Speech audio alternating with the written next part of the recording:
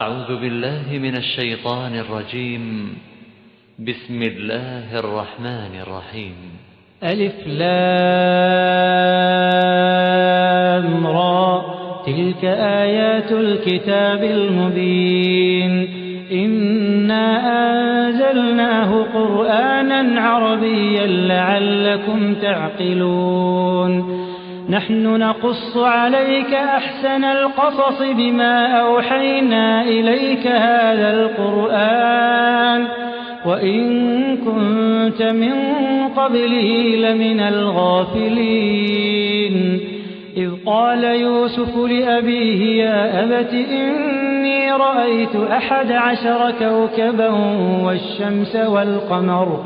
والشمس والقمر رأيتهم لي ساجدين قال يا بني لا تقصص رؤياك على إخوتك فيكيدوا لك كيدا إن الشيطان للإنسان عدو مبين وكذلك يجتبيك ربك ويعلمك من تأويل الأحاديث